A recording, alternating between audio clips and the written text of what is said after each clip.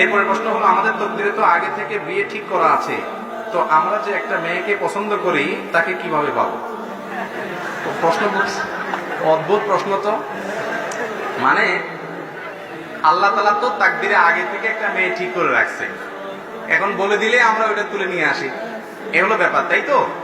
দেখেন, তাকদিরটা বিশ্বাস করার জন্য। তাকদিরটা কিসের জন্য? বিশ্বাসের জন্য। তাকদিরটা দেখে দেখে আমলের জন্য না। পার্থক্যটা একটু একটা এক্সাম্পল দিয়ে সহজে বুঝবেন। আপনি একজন প্রভাবশালী ব্যক্তির কাছে গেছেন, উনি এমপি সাহেব, মন্ত্রী সাহেব বা একটা বড় পদস্থ কর্মকর্তা। আপনার একটা কাজ নিয়ে গেছেন, আপনি কাজটা নিয়ে তার কাছ থেকে গেছেন, যে তার কাছে কাজটা আদায় করতে গেছেন, যেভাবে আদায় করা যাবে তার সব পলিসি ঠিক করছেন। উনি ঘুষখোর হইলে ঘুষের বান্ডিলও নিয়ে গেছেন, কথার কথা। অথবা উনি যেভাবে গেলে, যারা দিয়া ধরলে বললে, যেভাবে বললে খুশি হবে, আপনার কাজটা করে দিবে, আপনি সেগুলো সব ঠিকঠাক মতো করে নিয়ে গেছেন।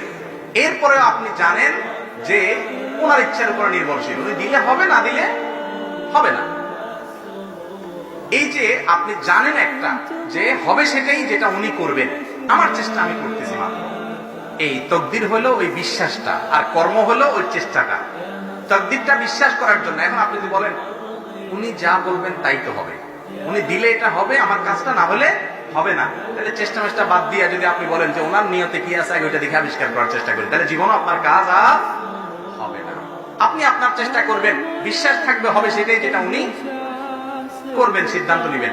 উনি দিলেন, ওনার মেজাজ মর্জি খারাপ হলে আমি চেষ্টা করার পরেও হয়তো হবে না, সেটা মাথায় রেখে আপনাকে চেষ্টা চালাতে হবে। ঠিক একই ভাবে আল্লাহ তাআলা আপনার তাকদিরে কি লিখে রেখেছেন সেটা জেনে তারপর আপনি এটা করে ফেলবেন, তাহলে তাকদির মানে কি? তাকদিরটা হলো আপনি আপনার চেষ্টা করবেন, আর বিশ্বাস থাকবে হবে সেটাই যেটা আল্লাহ তাআলা কি করছেন, ফয়সালা করে রেখেছেন। ঘুরে আপনি চেষ্টা করতে থাকবেন ভালো মেয়ে সন্ধান করার জন্য, করতে করতে করতে যেটা কপালে আসবে বুঝবেন, ও তোমারে আল্লাহ তাআলা আমার নসিবে রাখছে। কথা কি বুঝতে পারছি? এরপরে পাওয়ার পরে কদর করবেন খুব, যে সুবহানাল্লাহ, আল্লাহ তাকদিরে লিখে রাখছে এই জিনিস আমার জন্য, এই মানুষটা আমার জন্য। খুব ইজ্জত করবেন তখন, তাকদিরের লেখন আসছে আমার ঘরে, মাশাআল্লাহ। কথা কি বুঝতে পারছি? এখন আপনি পরিশ্রম না করে তাকদিরে কি আছে সেটা দেখার জন্য চেষ্টা করতেছেন। এক লোক ওই নামাজের জন্য ডাকছে, আর বলে না আল্লাহর হুকুম ছাড়া তো কিছু হয় না, আল্লাহ আমার নসিবে নামাজ রাখে না, আপনি চেষ্টা করে লাভ নাই, চলে যান। এরকম কিছু বাদর টাইপের মানুষ আছে না? তো ওই লোক আবার শার্ট টার্ট গায়ে দিয়া সকালে অফিসে যাইতেছে, চাকরি করে ডিউটি করতে যাইতেছে।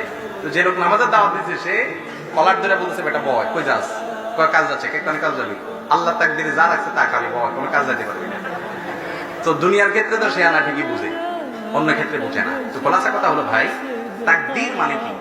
আল্লাহ তাআলা কি ফয়সালা রেখেছেন, আমি কি পাবো না পাবো, আমার কর্মের ফল কি দাঁড়াবে আল্লাহ জানেন, এটা আমার বিশ্বাস থাকবে। বিশ্বাসটা বিশ্বাসের জায়গায় থাকবে, কর্মটা কর্মের জায়গায় চলবে। কর্মটাকে বিশ্বাসের সাথে রিলেট করে, বিশ্বাসের উপর নির্ভরে কর্মটাকে থামিয়ে দেওয়া বা কর্মটাকে নির্ধারণ করার নির্দেশ আমাদেরকে করা হয় না। নবী করিম সাল্লাল্লাহু আলাইহি ওয়াসাল্লাম বলেছেন, ই'মালু, তোমরা তোমাদের কাজ করতে থাকো, যেটা নসিবে লেখা আছে কাজ করতে করতে তুমি সেই জায়গাতেই যাবে। কথা কি বুঝাতে পারছি? অতএব তাকদিরে কোন মেয়ে আল্লাহ লিখে রাখছে ওইটা তাকদিরে ফেরেশতার কাছ থেকে জেনে ওই কান্দরে মেয়ে ধরে নিয়ে আসবেন, এরকম সিস্টেম নাই। কান্দরে না, হাত ধরে